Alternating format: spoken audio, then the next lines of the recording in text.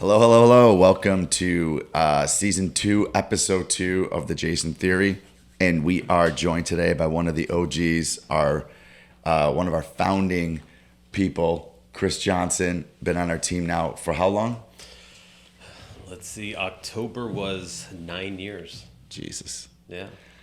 I don't know where the time went. Yeah, 9 years. 9 years. Mm-hmm. All right. And we're basically going to do what we do on a daily basis, which is kind of just rant. So this is going to be a fun episode because we're going to talk a little bit about politics, a little bit about real estate, the job market. We'll get into the disaster that's iBuying, Zillow. We're going to make fun of them. And then we're also going to get I want to get into we've had a bunch of people leave discount brokerages and get into full service brokerage like Berkshire and stuff like that. Some really interesting conversations with friends that were top agents, which I never realized why they were still there. And when they left, really cool conversations of what you're getting and why these places don't survive. I have an interesting take on it. Yeah. So let's start off with the main question that you brought up yesterday. If you don't use it, do you lose it? No, I'm just joking. Chris and I will be sparing little quotes in here and there. So what I do want to get into first and foremost is something we talked about and everyone does. The number of people of agents so another misleading news. We're going to go over misleading stuff all day, but the article was 25% of the real estate agents quit, but it's not that. What it is 25% less people did transactions all of 2022, which is crazy. So let's get into that first and what that means for people and why that happens. Yeah, so I think what was misleading initially was it looks like 25% of agents have disappeared or not renewed their license. Which it's not that's how it's written. Yeah, that's exactly how it's read, especially on the surface. If you know anything kind of about transactions and what's considered an active license, the real stat is that 25% of active agents did not record a transaction in 2022, which is far different than 25% of them went and found other employment. Yeah, which is coming. Which the writing is obviously on the wall. If you didn't do a transaction last year and you're listening to this, just leave. Yeah, I mean, do yourself a favor. And to break down what 25% means in the Chicagoland market, that's 2,400 people have their license and did not record a transaction last year. Yeah, I mean, in 21, there was more agents than inventory. Yeah. Mm-hmm. So you're always going to have this drop off. I accredit the 2008 to 2011 meltdown as one of the main reasons Sophia and I rose. I mean, I think this is a great opportunity. A couple things for people that, if you're struggling to get listings or clients, obviously this is a good news for you. If you're a hard worker, there's opportunities that will arise. And it also lets people know that this job ain't easy. Yeah. It's not. People don't understand what it takes to do what all salespeople do. I'm not even going to get into the fact that it's real estate, but it's a real pain in the ass job. And you're dealing with people's largest investment, most of the time, the biggest transaction they ever do in their life. And there's an incredible amount of emotional stuff. I mean, I think people are like, oh, I'm going to get I get phone calls all the time. Oh, I'm going to get my license to do this. I'm like, yeah, go at it, man. And then go try to get people's trust to do X, Y, and Z. And it's not easy. Yeah. And I think that 2021, the market, the way it was moving and the pace and volume that everyone was experiencing, a lot of people were like, hey, this would be a good time to go make some quick money. I'm going to get my real estate license. Yeah. Well, they did a couple transactions with friends or family, and then the market got challenging. Yeah. And the volume slowed down, and people started gravitating towards more experienced, long tenured agents because it was more difficult to sell last year.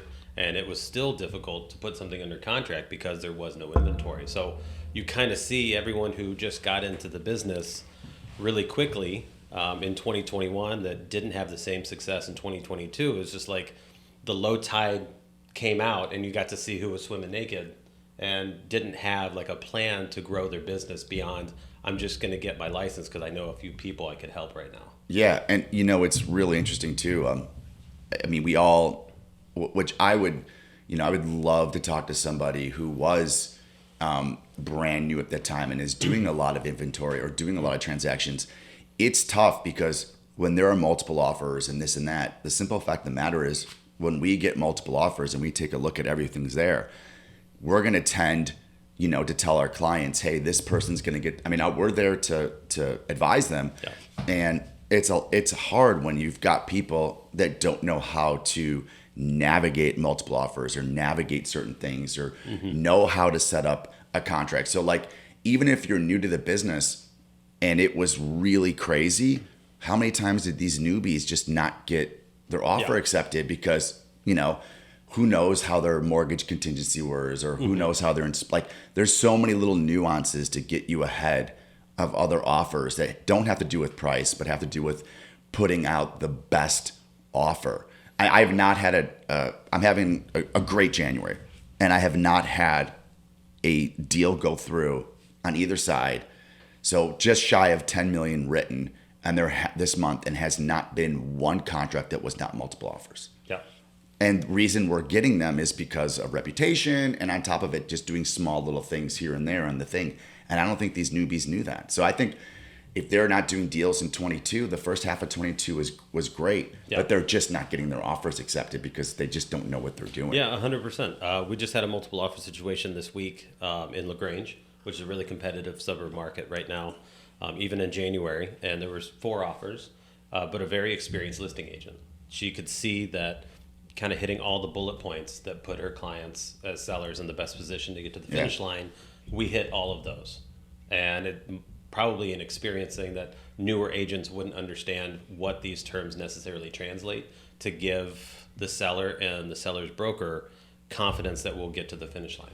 Yeah, it's not just the number. It's not right now. How about the fact that when I'll reach out to somebody and say, hey, listen, we have multiple offers, we're getting best and final, yada, yada, yada. The person's like, well, yeah, we're putting 20% down, this, and then the earnest money is like 2%. Yeah. And I'm like, you're putting 20% down and your earnest money is 2%. In the city, this is not the suburbs. In the city, the standard is 5%, especially on multiple offers. Yeah.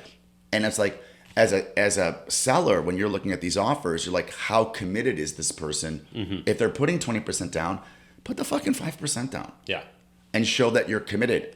Literally, it's earnest money. It's like toilet paper because there's so many different contingencies. Yeah. But at least it shows a level of commitment, and I just don't understand why agents don't do that. And I think not just level of commitment on the buyer's part, but level of advising and coaching on the agent's part. Yeah. To let them know, hey, once you've put this extra earnest money down, this full balance, and it's live, you have completed your due diligence. You've gone through attorney review period. You've done your inspection items. You've now made the decision. You want 100% move forward. You'll still have a mortgage contingency. Yeah, you still have protection. In the event you can't get the mortgage, you will then, have an easy grounds to get that money back. Explaining that money is just not out there for the taking is something that I think the buyers are not getting coached on. Yeah. Because then they'd be like, well, if that makes the difference with me getting this under contract and accepted or not, well then, we'll put 5% down. Yeah, put $5,000 as initial earnest money. Yeah. Who cares? Because it doesn't matter. That doesn't matter either. None of it matters. It just shows a commitment, and the fact that agents are not telling their buyers to do this is why they're not getting places. We have inventory levels that are now crossing under 2% in some 2 months in some areas. Yeah. If you're not coming guns blazes, you're not going to get it. It's everything that we talked about in August of last year when everyone said the end of the world is coming. The end of the world is not coming because there's no supply. If there's no supply, there doesn't need to be a lot of demand, right? So that kind of takes us into our next misinformed news, which was on CNN yesterday and then Wall Street today. It's probably everywhere. It's CNBC, everything. The 5th, they have November's numbers because it's, it takes a while to compile this stuff. It's, the record fifth lowest month in pricing, since like 2010, 2011. And you read that and you're like, okay. And I know that's not correct. Chris knows that's not correct because we're in the market. So you click the article, and what they're saying is it's the fifth time that the amount of increase has decreased. So let's think about that. So in October, we were up 9.6% year over year. 9.6% year over year nationally. And in November, we're up 7.8%. So to the news media, that's a decline. But to anyone that has half a brain, you're up 7% from the following year. Yeah. So it's just, these are the articles. This is the shit that people read and don't understand what is going on because they want clicks, right? So we're seeing it. The pricings, I listed a place in August of last year for $650,000, which was an aggressively high price because at August we didn't know things. The Fed hadn't said we're going to kill everybody, right? So it was high. We got an offer at like 610. We didn't take it. It sat. We went off the market in December and we're on the private market. Last week, multiple offers, and we got close to 650 on multiple offers, which was our original price. That doesn't happen if the market is not doing good. The market's going to bring it back to where it belongs. Yeah. If you've overlisted, it'll bring you back down to earth. If you've underlisted, you're going to go over asking because that supply and demand is going to take it right where it belongs. Yeah. The difference is terms and how swiftly that happens. Yeah. It is based on how it's marketed and where it's originally priced. But you got to see through those headlines. Yeah, like, oh, everyone's cutting pricing. Yeah, okay. If the house is worth 700 and I listed at 900 and I cut it from 900 to 800 and it's worth 700 and I get 800. Yes, to the news media, it is a price cut. Yeah. To the seller, it's a windfall and it's pushing pricing higher. Yeah, and I think you got to look through the headlines. Wall Street Journal in December was talking about how multifamily investments are down over 9%. But when you kind of look at it closer, they have just taken real estate investment trusts and the top 20 cities by population.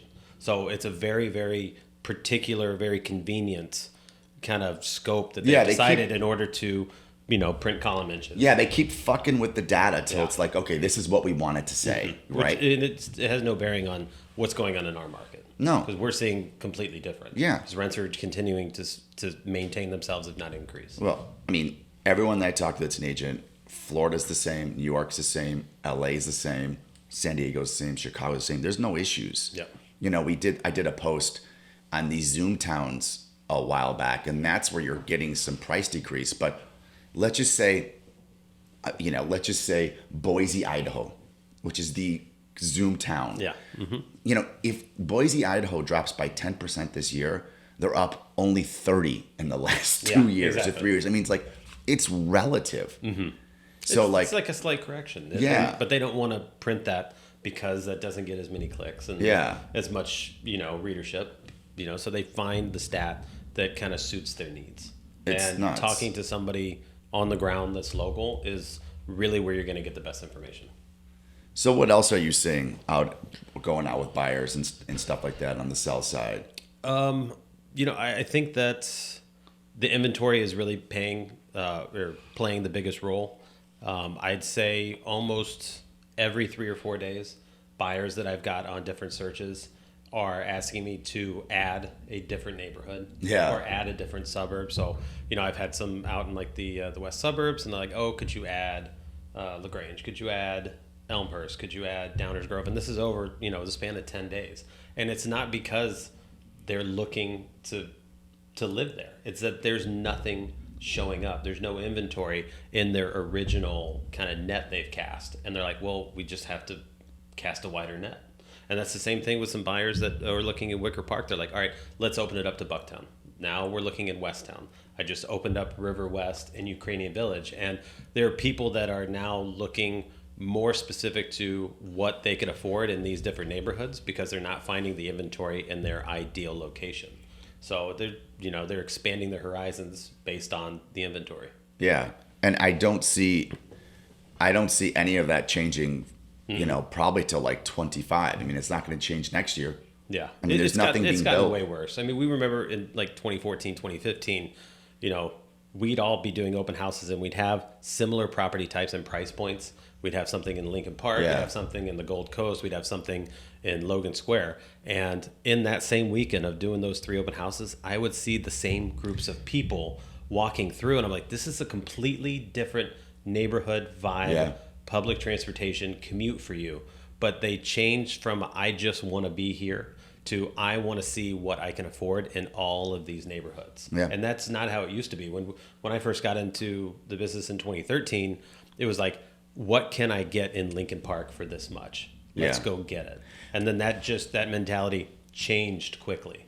I just think there's just not enough inventory to have that type of mentality. Yeah. I mean, even in 14, 15, and 16, when I was looking at stats with Sophia on the last podcast, there was still only 4 months of inventory. There hasn't been a balanced market in like 15 years in Chicago. Yeah. It's crazy. I mean, '08 we had like 10 or 12 months inventory, and that was it, because they didn't build for 3-4 years. In the city, within like 3 years, we were down under 4 months. Yeah. The suburbs is different, but The closest to being balanced was the last 6 months, just because of the rates. yeah, And that was still a 3. Yeah, exactly. It was So- still at 3. So like people are like, and another deceiving stat is like when people talk about percentages of like, oh, market times or inventories or stuff like that. When you have only a month and a half of inventory and you go to 2 months, it's a huge jump statistically on percentages. The simple fact of the matter is 6 months to 5.5 months is balanced. You're still way under half balance. So that means in a month, and right now in Chicago, if no one listed a house in 2 months, by the time we got to the summer, there would not be one house for sale in one of the largest cities in the US. I mean, there is no housing, still short about 4 million Yeah. units. And that's why rent last year went up 22%. Yeah. And if you think rent's not going to go up this year, you're on crack. It's going to go up again because there's no homes. These people are going to have to retreat back. Well, even that half-month spread from 1.5 to 2 months, nothing really changes other than you go from 6 offers received to 3 offers received. Yeah. Or you might be able to avoid appraisal gap coverage, or you might be able to pick your closing date. Yeah. So there's not much in what you're looking at and what's available to you. It's just slightly less competitive. Yeah, and in terms of like new neighborhoods that you've been taking to people, let's talk city centric. So in the city, where have you, like when people do, like you're saying River West, they can't get into Wicker Park. Are you pushing to Albany? Are you pushing to Old Irving, Hermosa? Because that's where my people are starting to go a lot, because there's not inventory there, but at least it's Yeah. something reasonable. I mean, you have 3,000 square feet selling for 1.7 now in Bucktown. I mean, that's ludicrous. Yeah. Compared to where it was. There's been some kind of gravitation both on the rental and on the buy side. Avondale's obviously comes up a lot. Yeah. Which is super expensive now. So, Yeah. I mean, Not for me, not so much Hermosa. I had actually put some clients in Hermosa just as soon as you cross Pulaski in 2015, 2016. They love it. They've got great equity Yeah. in it, buying 5-6 years, so kind of before it was on anybody's radar. Yeah. I'd say Irving Park, Lincoln Square have really become popular. You still got the Brown line that runs through there. You've still got some highly rated schools.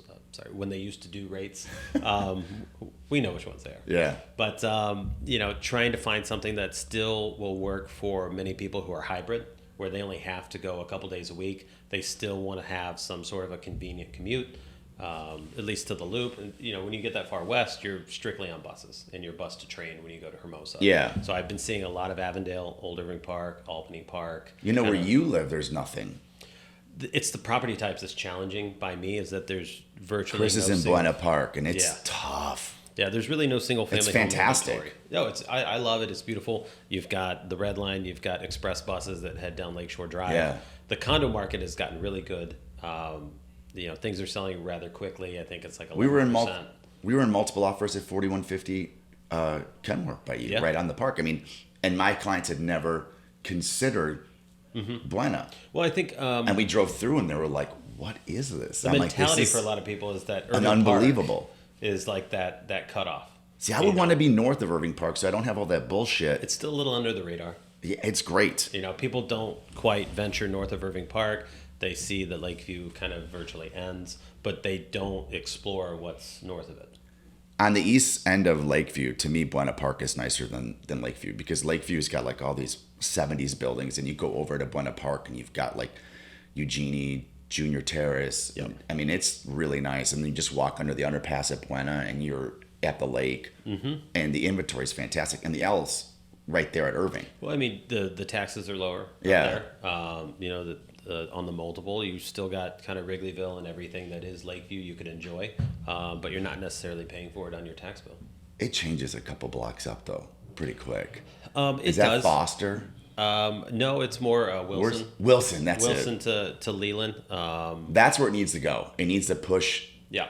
You know, it needs, once it goes there. And there's been a lot of new development. You got 3 new mid-rise projects that are all going to be more high-end rentals. They just I drove by all of them. Yeah, they put $203 million into the Wilson Red Line stop. Yep. Now they're currently and that updating retail's Dolores. full, and that retail's really filling in there. Yeah, no, it's filling in nicely. There's still a co-op we've been waiting to open. They're waiting on some additional funding, but you know, Uptown still does have a long way to go. There's a fair amount of pushback and resistance to new development. But what I will say is the lots that are being redeveloped have been vacant for decades. This is not taking something old and making it something new and unaffordable. Just ground up. It's just ground up. Ground up. And I think that mixed with the retail, that is going to help with a lot of, revenue in that zip code. Yeah. And, in order to have affordable housing units and to have certain programs, you've got to have tax money. And Yeah. you've got to have the ability to keep them flush. Well, so here's my thing on the just to kind of pivot a little bit. Here's my thing on when you get a zoning change or this, and they're like, hey, we need 25 or 30% affordable housing. Knowing developers, I think it's backfiring. Yeah. Because to do 25% affordable, so basically to let you know, in Chicago, if you want a zoning change, there's an empty piece of lot and you want to build it, the alderman's going to be like, hey, out of 15 units, 25% have to be affordable. On the surface, it makes sense. This is government at its best. Yeah. It's not reality. It makes sense in a bubble gum and cotton candy world. Yeah. The problem is the minute you add affordable housing, the developer doesn't make money, actually loses money. So no one's going to do anything to lose money. It doesn't make sense. So instead of creating more housing, what they're doing is just creating bigger units and making them more expensive.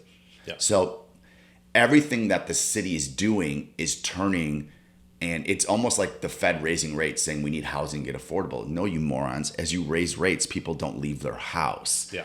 It's not going to create, I mean, it's like, it's so 101, econ 101, or just pure fucking stupidity. It's like, no, it doesn't work. So like when a developer that I know gets a big piece of parcel, like for instance, we got a double lot in Kimball that we're associated with. We wanted to do more units because it drops the price of the unit. It cuts it up. It's better for the developer, and it creates a better price point for the neighborhood. But then they turn around and say, well, we need 4 affordables or 3 affordables. Well, the minute you add the affordables, you're basically, let's say, for instance, it's $150 to $180 a foot to build something. Yeah. The affordable literally cuts you, you're selling it like 60 a foot. You only make money on the last couple units. The rest of it's your costs. Mm-hmm. So to do this affordable, it doesn't. So my client was like, I'm not gonna do affordable. He's like, I'll just do massive 1,800 square foot badass units with an elevator and just get a premium. Well, that area lost very nice new units at a $300,000, $250,000, $350,000 spot. To people outside the city, you're like $350. That's expensive. Well, I mean, it's relative, right? Yeah. It's relative. The average house in Chicago is like $366, and that's taking all the neighborhoods. Yeah. So this is what's backfiring and not creating housing, and that's what people have to understand, is that you have to create that incentive for them to build that housing. Have one affordable too, but to do 25%, every developer is just going away, which is causing housing shortages. Yeah. Well, and I think, the distinction that I see with affordable housing, particularly new development, is making a clear distinction between condos and rentals. And I think the issue on the rental side is that they are giving the option for these developers to just pay into the CHA fund to avoid having a certain amount of units in their building. Yeah. And on the rental side, they're going to be cash flowing for 10, 12 years before they decide to convert it into condos, before they have to put some more money into it Yeah. and then sell out the building. But for those 10, 12, sometimes 15 years, they really need to adhere to the affordable housing requirements on the rental side, because just throwing money at the problem into a CHA fund doesn't mean that it's getting to those who really need it in those areas. And I think, making affordable housing in some of these neighborhoods that are appreciating and that have public transportation and resources and grocery stores and the commerce that they really need for, just thriving daily is important. But you've got a lot of residential rental buildings, because that's the way they could get loans, because 2008 everyone was Yeah. caught with their pants down, and Yep. buildings weren't done. But some of these buildings have like less than 5% affordable housing because they paid the penalty to the CHA to avoid having to do that. Now on the condo side, I understand, because the Just margin, add density. It's a one opportunity to yield revenue. Yeah. And But if they that's- add density, it Yeah. ends it. Like they finally got smart about the parking. You don't need parking spots if you're by the L. You want to alleviate congestion. Do what you guys did. Like, hey, you don't have to have parking. Yeah. Oh yeah. The TOD. Yeah, Yeah. you don't have to have parking. It should be no parking no matter where you are. Let people, let the consumer say, hey, listen, I'm not buying a place 15 blocks away from the L if it doesn't have Yeah. parking. The developer's going to put parking, but that's the stuff that I don't get. It's like if they add the density, it will help. And I'm not saying they have to add stories, but how about saying, hey, you can do 5 studios here. We know we only allow X amount. Let's do the Yeah, we're not gonna make you do 5 3-bedrooms. yeah. I mean, you can't sell a 3-bedroom for $100,000. It just the developer's not going to do it. It Yeah. just doesn't make sense. I mean, they have families to feed. They're not a charity. It just doesn't make sense to me, and I think it backfires. And I think it's the same thing that happened with the Fed raising the rates. All right, let's pivot. Let's talk about discount brokers. I don't know what I can say and can't say, so I'll just say discount brokers. Well, let's if you cut it before it. Yeah. So a lot of them, I can say. I mean, there's been a ton of cutbacks at Redfin, a ton of cutbacks at Compass, which isn't really a discount broker, but I don't think their model works. And we're talking about all these places having issues going through the greatest market of all time. Yeah. The last 2.5 years. Yeah, have been- so I had a really cool conversation, and this is interesting. I had a really cool conversation, and if you listen to one thing in this podcast, listen to this. Very good conversation with someone that left and came to our firm. So left a discount firm, went to ours, and we had always talked, and I've told him to leave forever. But when we were talking, it was really interesting. He's like, the model, and I don't think it's just discount brokers. I think this is people that have teams of over 10, 15, Mini 20. brokerages. Mini brokerages. Yeah. They see their model is based, and this is this company's model. When they are sitting in conference calls, it's like, we want to be Uber. First off, Uber is hemorrhaging money. Uber never makes money, just so you guys know. Yeah. I mean, Uber loses money constantly. I don't know why they keep getting VC, but they lose money constantly.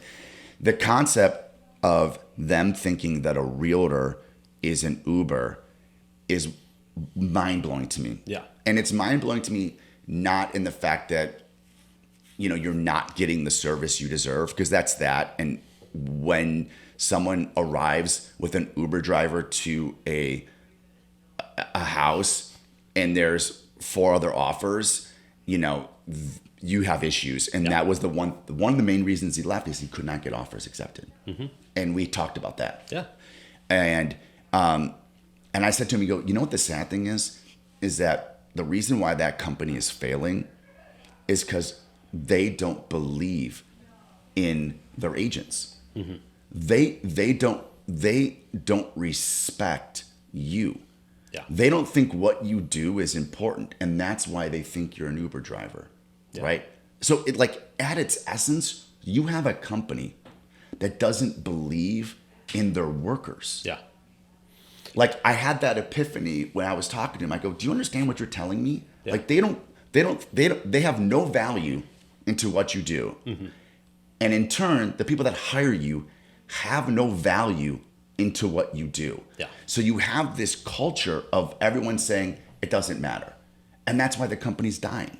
Well, I think like the model makes it difficult to nurture and grow agents because it's also part-time for a lot of them.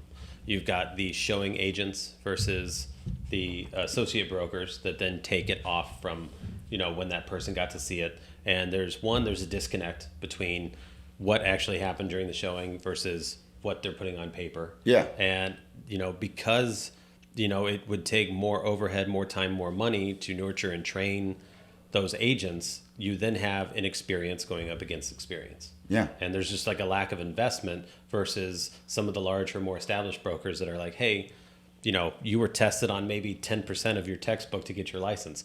We're going to make you an actual agent and teach you how to do it. They don't have the same commitment because the brokers and the showing agents come and go. They're there literally just to be the driver. The Uber, that was Literally the word from A to B. That and was so the- they're like, why that are we was going to the waste so word much he used. time, to try to nurture and grow and develop this person when all they want to do is be the showing agent. So you're hiring a person whose company does not respect what you're hiring. Like you're so screwed because you're basically on your own. So you're basically shopping on your own just for a discount. Mm-hmm. And there's no way in all that's I've taken listings from these. There's no way that a full-fledged broker is not going to get you more money in the sale. I will bet my life on it. Yeah. And there's no way that a full-fledged broker is not going to get you a better deal. And maybe not a better deal, but let you know what you don't know. Yeah.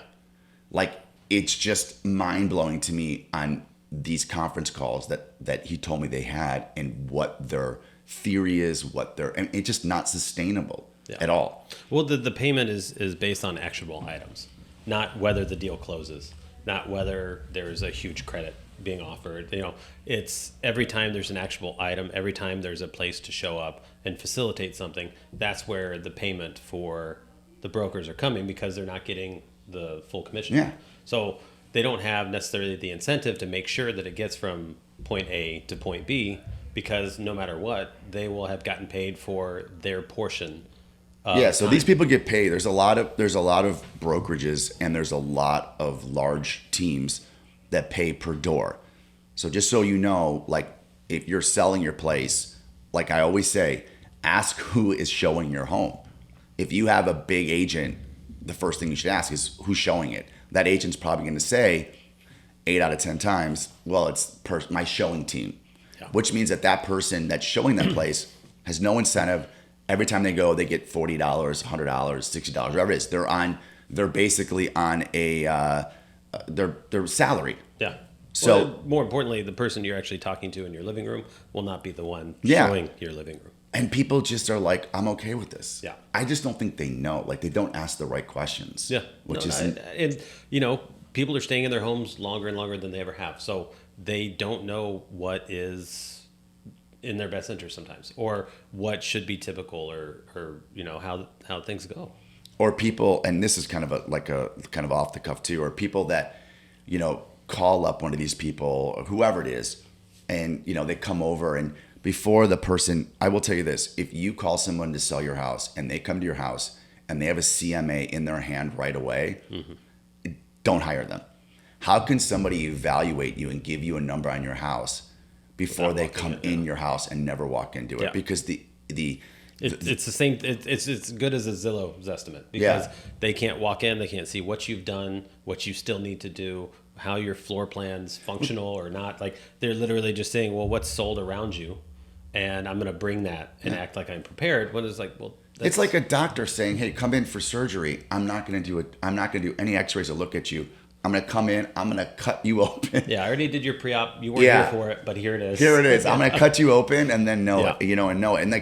And the whole thing too, it like people searching out like another thing too, and it was a really good thing I saw on TikTok. It's like, who says, hey, I need to have knee surgery like I did, and say I'm gonna find the cheapest doctor I can find because literally I read enough about a torn ACL. Yeah. I'm just gonna tell him, hey, listen, do this, this, and this, and this. No, you find the best person for whatever you do. You find the best person because in the long run, it's gonna mean the most. Yeah. All right, let's get into politics that we can agree on. When are we going to have You sure you want me sitting here? When are we going to get into term limits? Oh man. Realistically, probably never. It's going to be introduced. Term limits are going to be introduced, and the other thing we have to have is people in government. I don't care what part of government are. Chicago, national. I don't care if it's whatever his name was in Dukes of Hazzards. What was the fat guy in Dukes of Hazzards with the white suit? Oh my god, I know what you're talking about too. Not Roscoe Pico Train. I forgot the guy with the Stetson hat. Anyways, I don't care what part of government are. You cannot be able to buy individual stocks. Yeah. And Boss hog. Boss hog. So I mean, this to me is the biggest issue in our government.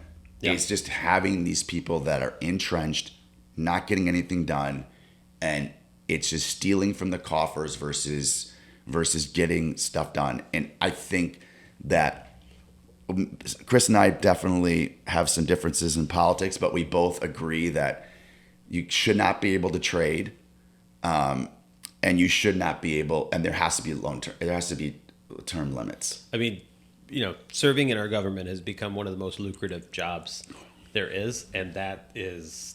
They're the richest people. There's so much wrong with that sentence. How can people never work in the private sector and be worth over $20 million? I mean, the issue is, not just the term limits, but I think age limits, I think assessment and aptitude. I mean, to get a job, you have to go through interviews. Could they do You have to do an assessment to make sure Could they do age limits and not get sued for ageism or something like that? Because, I mean, my mom, I'm not going to say her age, but she's over 80. Mm-hmm. I mean, if she was in charge of a state or this, I mean, I love my mother. There's no way she should be doing that. But they already have age limits. You have to be 35. Yeah. To be president. Yeah, so can... Why can't you cut it off at 75? And 75 is old. Hypothetically, I'm just talking about the two people who ran last time wouldn't be able to do it this next time in 24. Because I'm almost 50 and I can't find my phone at least 5 times a day. I mean, but as far as the legality to it, I know with at least our fair housing, there's 13 protected classes. You've got 7 in Illinois and 6 federal, but. I think if you have to be a certain age before you can run for president, there should be a cutoff. There should be a cutoff to where, hey, you know what? You had plenty of years to try to do this. At this point, we feel, that your ship has sailed. Yeah. And I don't see that being unreasonable, kind of with what's going on lately. Well, I don't think it has to do with Biden. I just think it has to do with everything. At some point, you're not in touch. Not in touch, but you're just you can't. I'm not saying man is inherently evil, and when I mean man or woman or beings are inherently evil. Mm-hmm. But when you're entrenched in politics for that long, there is no way that any good can be done. You have to have turnover. You have to.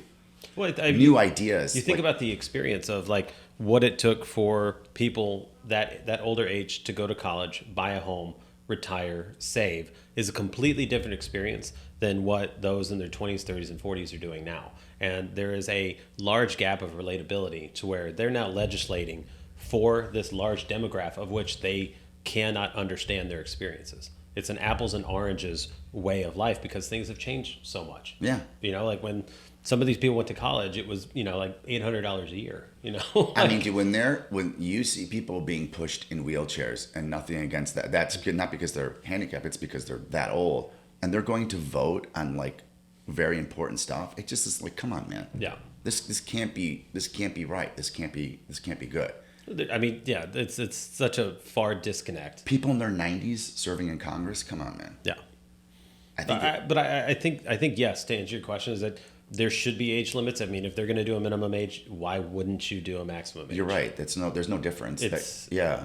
It's shocking that it hasn't. I guess it's not that shocking, knowing the average age, like in the Senate, is like 56 right now, and like the average tenure. Well, someone in the has to have a is set like, of balls. is almost 12 Someone years. has to have a set of balls and say, I'm gonna do something against myself. It's got to be selfless. And Yeah. the thing is, a lot of these people campaign on the fact that they are selfless, and then so this is what it's like. Yeah. You know, once they get there, they want to get comfortable and And I don't agree. And another thing, this is another political rant. I don't believe that Lori Lightfoot's kid should be in private school. I don't think Rom should have been. I think if you're a public servant and you're getting paid from the public, you should have to do everything that the public does without a Absolutely. doubt. And if you don't like the schools, fucking fix them. Yeah. You don't like the insurance, fix it. absolutely. If you don't like any of this stuff, 100% fix it. But agree. If how they went can- through the struggles of the same healthcare that we're going through, they you would know, then be relatable too on top of it. they'd be like, "Wow, this is really This bad. We sucks. got to do something Yes. about this." I don't understand it. Yeah. It just makes no sense to me that Mm-hmm. that these are. How can that's like me saying that's like you having a client, and you're about to buy a house, but someone else comes in and negotiates the offer. Yeah. And you're like, who the fuck are you? Yeah, the Redfin.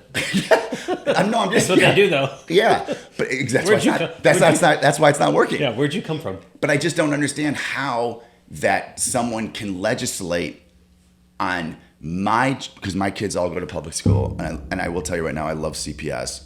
I have other issues with other things, but I love the school system here, and my kids are having a great education. But how can I have Lori Lightfoot or whoever it is, Rom, who went to lab? How can I have all these people or like, you know, all these people vote on stuff that they don't experience? Like, I will tell you, I mean, I don't like him to begin with, but I had real problems with Pritzker going to Florida and then locking down Illinois. But I'm going to go to Florida on a private jet and hang out over there while I lock you guys down. I have problems. If you're going to do stuff, you better sit in it with us. Yeah. I mean, that's what a leader does. I just can't fathom how people deal with that. Yeah, I mean, and I think Chicago's not, you know, it's not mutually Oh, no, exclusive no. to Chicago. I think It's terrible in Los Angeles. Yeah. It's everywhere. But there's a level of elitism that is coming from people that should be public servants. And on top of it are, you know, have these moral high ground positions on both sides, and they're just not playing by the rules they set. And that pisses me off. well, especially the last 2 years because, you know, different things have been restrictive to people where they can go, when they can go and do it, you know, how they can do it. You know, it's very much a do as I say, not as I do. Yeah. You know, kind of thing where you're like, well, Dude, if you were an I don't know how that's if how you that's were an gonna be well elitist in received. COVID or you had means, COVID really wasn't COVID. I mean, Yeah. like the lockdown wasn't a lockdown for you. I mean, Yeah. there was restaurants open if you knew the right people. You know, Newsom's going and partying Yeah. in top places. JB's flying people here. Mm-hmm. If you have a private jet, you're flying all over the place. I mean, it was just like it was a real eye-opening experience in terms of like these people are not leading by example, and that's the problem that we have. Yeah. I think, you know. So I don't know. That's we talk politics and we both agreed. Yeah, no, See? absolutely. All right. So the next thing we want to get into is I think, and this is kind of way off topic. So we're doing a bunch of stuff way off topic. Obviously, there's a ton of stuff that's going on in the country, bullying, this, that, all this stuff. I think there's such, and I don't know if it's from COVID. I think it's from social media. I think it's from people. People are just disconnected from themselves. Yeah. From everybody. Mm-hmm. And I think a lot of the problems that we have, you know, a lot of these shootings, because right now you're seeing it all over. It doesn't matter nationality, color, creed. Yeah. You know, police brutality, all this stuff. People just don't, for lack of a better word, love each other. People just aren't connected. Yeah. And I think a lot of that has to do with people just digging their face into a phone, being at home for 2 years, still working from their house, not coming in. People have to relate to each other, and you have to have a sense of decency. Mm-hmm. And I think the further away we get from face to face, Yeah. the less decent it gets. And, you know, I was listening to the Joe Rogan podcast with Zuckerberg, and they're talking about like holograms and Oculus and how Yeah. people like, Another Joe Rogan- further distance. yeah, and of Joe being Rogan's face like, to face. are you nervous that the more we get disconnected? And then Facebook does studies. It's a really interesting Joe Rogan. It's a 2.5 hour. It's like the longest one I've ever. But the amount of studies that Zuckerberg, who's a weird dude, the amount of studies that they do about how the brain reacts to he's like, the brain doesn't react to a 2D image. So the more Zoom time you do, you think you're reacting. He's like, we have studies that the brain does not have that reaction that it has on a 3D. I can see that. And like we're trying to, and what they're trying to do is recreate that 3D image so people can have that. But you gotta be in front of people, because that's when you have empathy. Yeah. And there's just no empathy. There's Without no, like that true connection. Well, one, the last 2.5 years have kind of exacerbated this whole issue. Is that we got so dependent on social media. We're now relating to people online that we've never met before. You know, where a lot of it is smoke and mirrors. That's not really how they live. That's not really what they do for a living. That's not really how they dress on a daily basis and whatnot. But then you go through COVID lockdown where your interaction is that much smaller. And then, like you said, that empathy you lack for what other people are going through, what people are carrying around that you can't see through your phone. yeah. And so, like, you know, when you can see when someone's going through it, and when someone's carrying something, when you're seeing them face to face, it's very obvious. But they don't broadcast that. That's not what they put out for everyone else to see. So you're not seeing truly what people are experiencing and what they're struggling with. And so that empathy is out the door. And so then you find that and you lose the ability to be kind to people because there's no other reason not to. Yeah. I don't It's understand. like, why it. aren't you just doing A, B, and C? I'm like, well, you don't understand how difficult it was for me to get here today. Yeah. You know, you It's- don't understand what it took. I think the work from home, and Zuckerberg talked about it. He's like, the work from home. He's like, listen, we make money on social media. He's like, but the work from home, he's like, is not good. Mm-hmm. Like, people need to go in. People need to be social. People need to talk to each other in the hallway. Zuckerberg's like, listen, he's like, I go into the office all the time because there's times when I can't, and we do like remote, like they do hologram. Like they have holograms already. So they do hologram. Like they'll dump into a meeting. There'll be like 5 holograms, which is like Star Wars shit when he's talking to like Darth Vader or this or that. It's crazy. But he's like, he's like, we have enough studies where the dopamines and the pleasures, like the body knows. Yeah. And I think there's gotta be that, man. Like you can say, we can go into gun laws, this. Simple fact is, if someone's going to hurt somebody, they're going to hurt them, and there's no reason that people are hurting people this much because they don't care about the person they're hurting. Yeah. That's what it is. They don't care. Yeah. And we got to get back to like, caring, and got to get back to like, Getting to know your neighbors. yeah. Yeah. It's nuts, man. I just like, I think And that's, I'm guilty of it too. You know, like I could probably name more of my neighbors' dogs' names than their actual names. but you're still meeting them. You're still meeting them. There's still, I mean, listen, I can't remember anybody's names either, but I still say hi, and this, like, that's that sense of community where then you have pride. It's like being a homeowner. It's like you got to have pride. Like, you'll trash your rental, but you're not going to trash your house, hopefully. So, I mean, I just think that's one of the, I don't know, I think all this senselessness that's going on, people just need to reconnect, you know, and I think this getting people back to the office, I think CEOs know it. Everyone's pushing for it. I think that sense of community is what you need. And people are like, oh, we're never going back. You know, the people that are getting canned right now, this is white collar people that are sitting at home who get paid for 40 hours and work 15. I have no sympathy. People that are going into the office and seeing their superiors and relating and talking to people, those people are on top of mind. They're not getting fired. Yeah. Now, obviously, there are exceptions, but the rule right now is they're eliminating these people that probably shouldn't have jobs anyways. Well, and you know, they're the last people in. Yeah. You know, that were like, hey, I'm taking this job because they're offering fully remote. And so Yeah. I'm leaving the job who's currently still making me come in a few days a week. Yeah. Well, then they go to the new job, but they don't have the job security. They don't have the relationships. They have no that developed. relationships. And so, you know, like when, you know, Meta or Facebook, you know, fires 10% of their workforce, or Google lays off, you know, 10,000 workers, you know who it was. Who it was. Yeah. It was like, I know their email address. I Yeah. don't know if I ever met them in person, but They have no, the same way that someone is killing somebody because they have no empathy, they have no connection, they're getting fired because there's no connection to them. yeah. I mean, I just, you know, and and there's 4 million jobs that we need that are service jobs. I mean, there's enough. Nothing's beneath anybody if you really need a job. They're out there. Just people are like, you know, I'd rather do nothing, and they're getting canned From home. from home. Yeah. You know, so enjoy your house. What else? Anything else you want to tap on? We hit a lot. We did. I mean, I think as far as real estate related, it always comes down pretty much each year or every other year. You know, the new thing is, how are we going to disrupt our industry? And, you know, we're still here. And, you know, you've got tech brokerages that think they're disrupting the industry.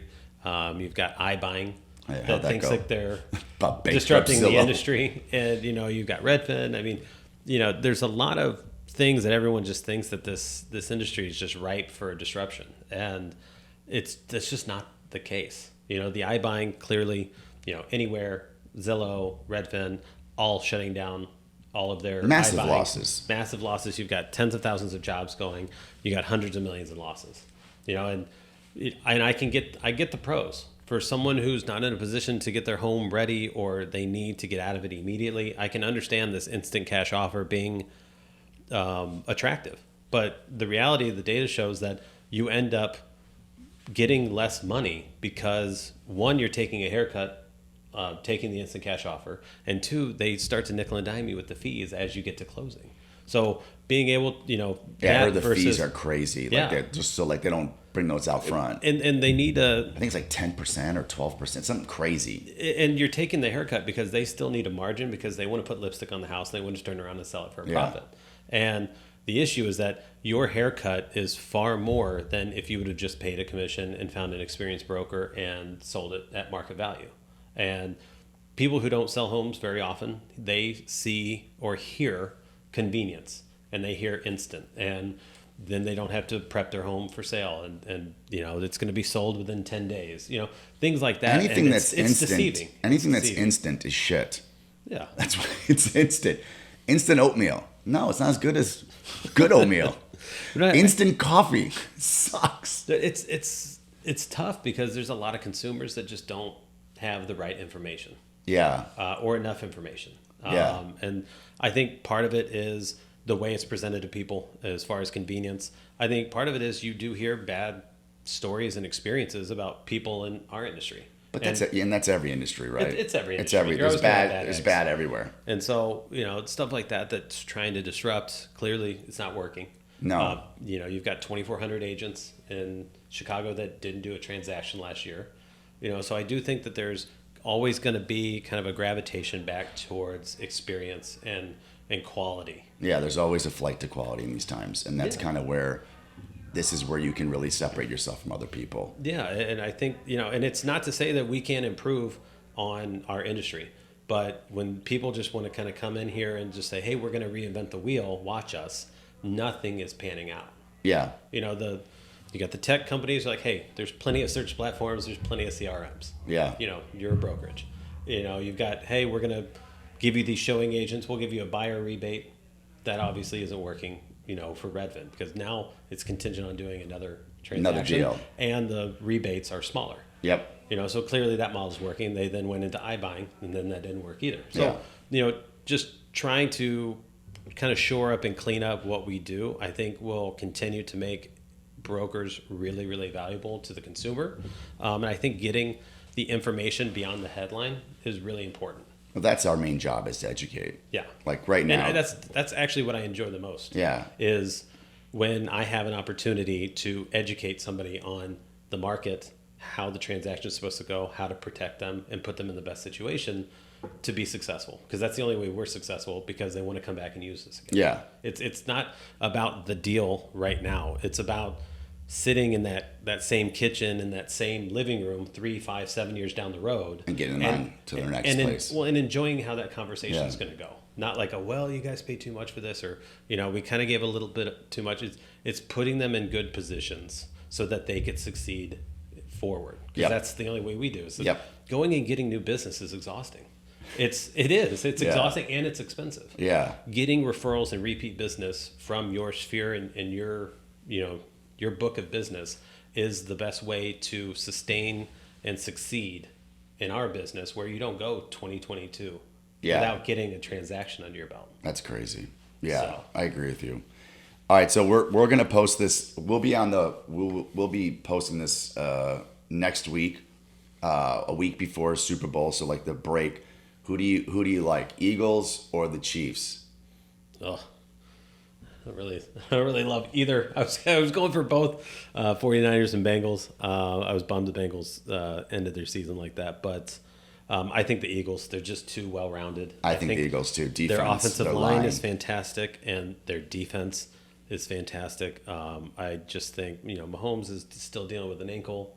I think that the Eagles will Yeah, I do too. get it done. Now, basketball trade deadline's coming up. Do the Bulls blow it up? I don't think they do. Someone told me that they're going to trade Caruso because they think they can get a couple first rounders because he's such like an integral part for the next spot. I could see that. Yeah, I could too. The big trade that I read that I don't think is true is the He's not leaving. Levine for Westbrook. And Levine, that's a whole nother Yeah. conversation. But I could see Caruso demanding first round.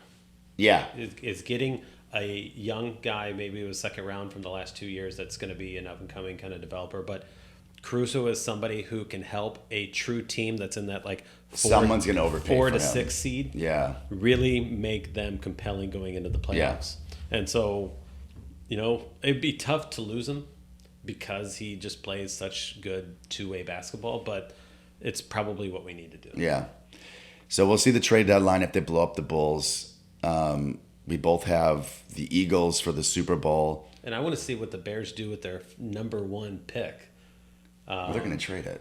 They need to trade it. I heard Yeah. I heard Warren Sapp, spouting off that we're going to give up Fields and go get Bryce Young, and I'm like, that's ridiculous. But we need to get rid of it here pretty soon and try and leverage it into 2 later first-round picks. We need everything, right? I don't follow the Bears that much. I just know you can't win when your quarterback This was runs more than it throws. this was the most entertaining and exciting 3-14 team I've ever seen, because each week we were competitive, and each week there was a development by Justin. But are they Fields. competitive because Fields is running, or are they competitive because Fields is throwing? His efficiency's up there. Like his completion percentage is up there. I mean, yeah, he's running like crazy because he's running for his life. But the fact is you can fix that problem. The fact that we know he's got the ability and the durability, that's great. But now we need to find a line around him. So this is the first time that in probably 10 or 15 years, I've been excited for the Bears. Well, that's Because there's been so many, kind of Cubs That's a big seasons for the statement. Bears where you're like, oh, next year's our year. Did he throw at Ohio State, or was he a runner too? He was both, but it was balanced. was It balanced? really was balanced. Because You high know, school he just ran. Yeah. Because I watched the thing on him because he he was didn't really have anyone to throw to though in high school. But, he just ran. It was crazy. but he did do both, and it was a pretty balanced offense. Okay. He had some great weapons at Ohio State, so it did make throwing a little easier. Okay. All right. Well, we're gonna wrap it up. That's probably one of our longest ones, but it was fun. We will get back to you. That's a wrap on season 2, episode 2 of the Jason Theory. You can find us on Spotify, Apple, basically every other place. And please subscribe and you will get these drop downs. And we also are on YouTube.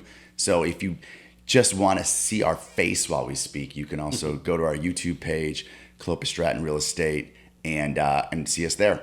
All right. Be good and have a great Thanks Super for Bowl having me. weekend.